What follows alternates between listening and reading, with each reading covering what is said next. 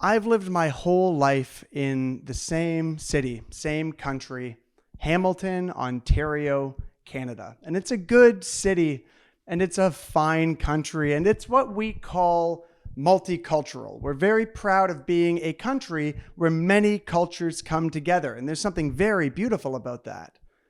I've also wondered lately if multicultural might also be code for anti-religious. So hear me out on this. When I was a kid, we were already a bunch of godless heathens.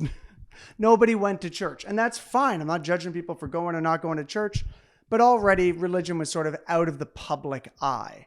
But when my father was a kid, or my grandfather, we were, as a culture, let's say little religious, just a little. Maybe you'd go downtown and there'd be 10 commandments posted, really large, 10 rules that we all agree are just fine.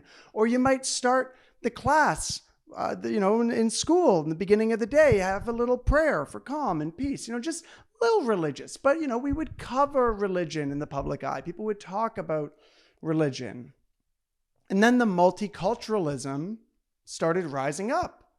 We realize, there's temples around and Jewish people in this community. The Sikh community is in our country. And then we have this influx of Muslims. That never sounds good when you say it, but I don't mean this in the way that Christians sometimes say this. I don't mean it like that at all. I just mean that we had a lot of Muslim people come into Canada. And what was our public response to all of this influx of very religious people?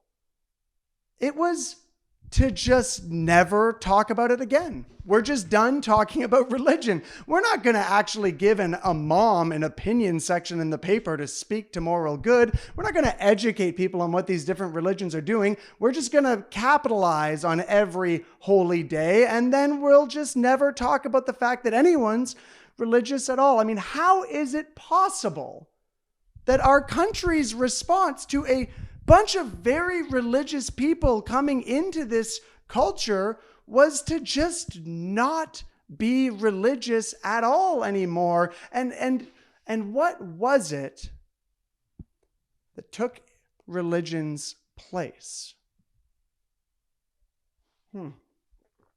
Interesting. It's like one of those old murder mysteries. The church lays dead on the floor, and someone in this room has done it. But who would have killed the church? Was it you? Economics. You've always been jealous of the church because people gave to her freely, resources that you couldn't claim. But it might also be you. Entertainment. You've always been jealous of the church. Her art, her history, her stained glass windows. You want all that attention for yourselves. Or perhaps it's you, my old adversary.